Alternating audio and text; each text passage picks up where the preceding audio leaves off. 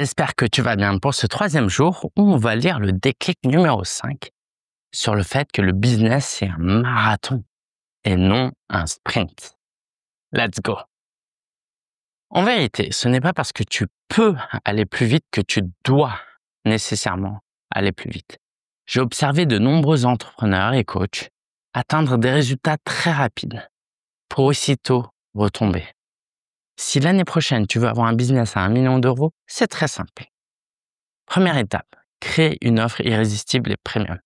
Deuxième étape, prépare un budget publicitaire de 500 000 euros pour avoir du trafic. Troisième étape, consulte un expert en marketing et en tunnel de vente pour convertir ce trafic en prospect qualifié. Quatrième étape, engage une équipe de commerciaux pour convertir ces prospects en clients. Cinquième étape, travaille avec une équipe de coachs et de formateurs pour délivrer ton accompagnement. Sixième étape, sous-traite en totalité ton accompagnement à une équipe de coachs. Huitième étape, manage le tout et fais un profit de 100 000 euros. Tout est possible dans le business. Mais est-ce écologique pour toi? Est-ce que ce fonctionnement reflète tes valeurs hautes? Si oui, vas-y. Sinon, accepte que poser les fondamentaux de ton business prenne du temps. Mais surtout, assure-toi que la croissance de ton entreprise soit en phase avec ta maturité entrepreneuriale. En effet, même si un enfant peut allumer un feu, ce n'est pas la meilleure idée de le lui permettre. Ton désir de croissance doit toujours être corrélé au niveau de maturité que tu es prêt à acquérir. Et pour ça, tu as besoin de travailler ton business mindset. Soit faire de l'introspection et gagner en conscience d'une façon adaptée à ton statut d'entrepreneur. Et j'espère que tu n'essayes pas de relever un tel défi seul et que tu es accompagné d'une manière ou d'une autre par un thérapeute, coach, consultant, formateur, un groupe mastermind, un partenaire.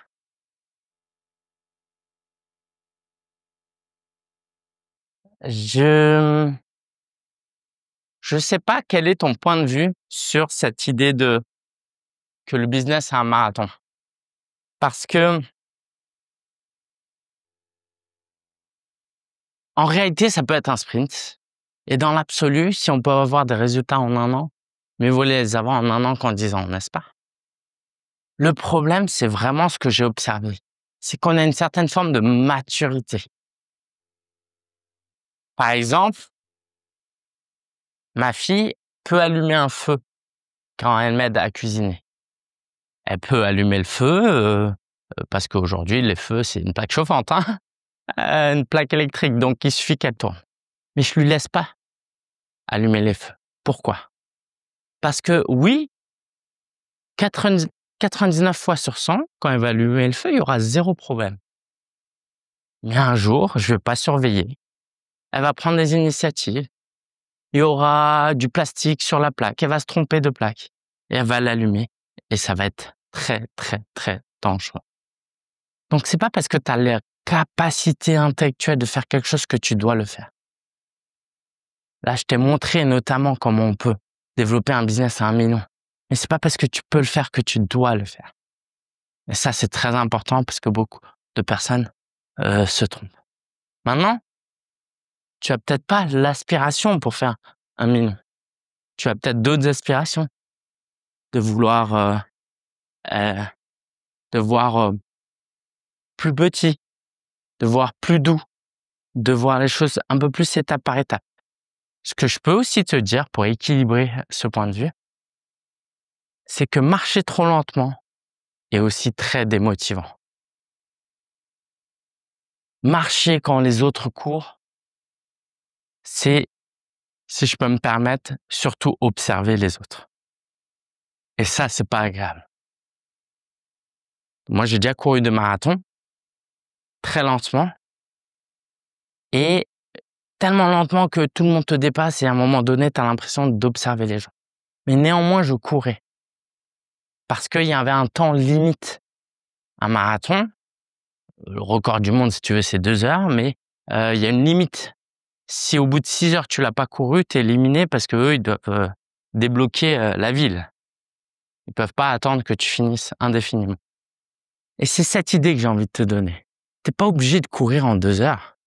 T'es pas champion olympique, ok? Parce que tu vas courir vite le premier kilomètre et tu vas être fatigué, tu vas pas terminer les 41 autres kilomètres. Mais par contre, tu peux pas marcher pour un marathon. Il va falloir courir, va falloir trottiner. Et parfois, on veut marcher en se disant: «Oui, mais marcher, c'est mieux que rien. Au moins, j'avance», et cetera. Mais permets-moi de te dire que c'est pas forcément vrai.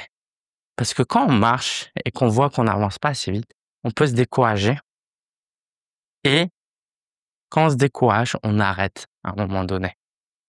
Donc tu pourrais te dire: «Bah, moi, les 42 kilomètres, je vais les faire en 16 heures plutôt qu'en 4 heures en marchant». Le problème, c'est qu'au bout de 3 heures, 4 heures, ça va t'ennuyer, ça va te décourager et tu vas arrêter quand même. Le but, c'est de finir la course, mais d'y aller à un rythme qui te correspond. Mais te raconte pas l'histoire que de marcher tout lentement, ça va t'y emmener non plus. Maintenant, tout dépend à quel stade tu es et si tu fais les choses en conscience ou pas. Si tu découvres à peine le coaching ou tu sais même pas ce qu'est le coaching, évidemment que si tu n'as jamais couru, tu vas pas t'inscrire à un marathon. Là, le message que je te partage, c'est si tu as vraiment l'objectif de vivre de ton business, vivre de ton accompagnement, vivre de ta mission de vie. Et là, tu fais le marathon. Bah, fais-le vraiment. Mais si tu es encore au stade préliminaire, en train juste d'observer, c'est normal. Il n'y a aucune raison de te mettre en stress. Donc, la clé, c'est de faire les choses en conscience. J'espère que cet audio t'aide et aujourd'hui, j'aimerais te présenter un deuxième bonus qu'il y a dans le livre. Le deuxième bonus, c'est un guide d'environ 35 pages où je passe en revue par écrit notre méthode avec des vidéos complémentaires sur les 9 étapes pour développer un business de coach. Si jamais tu es en mode, OK, je vois des choses passer, mais je sais pas comment et puis je veux pas encore rejoindre un accompagnement ou un programme pour me former, j'ai une bonne nouvelle pour toi. En achetant le livre, tu auras accès à ce guide. Et ce guide va te passer exactement la méthode complète que je présente aux clients, de manière plus succincte, plus superficielle, parce que tu vas pas quoi. Déjà, on vend notre formation, mais quand même, on la vendrait pas. Tu vas pas regarder 6 heures de vidéo. Donc, en 1 heure ou 2, tu vas comprendre l'ensemble de la méthode. Il y a 9 étapes pour développer un business. Donc, commande le livre. En commandant le livre, tu auras accès à ces bonus. Et pour commander le livre, le lien est en description. Et j'ai hâte que tu découvres ces 9 euh, étapes et rendez-vous demain pour te présenter l'autre bonus. Je te dis à très bientôt et j'espère que tu as aimé ce nouveau déclic.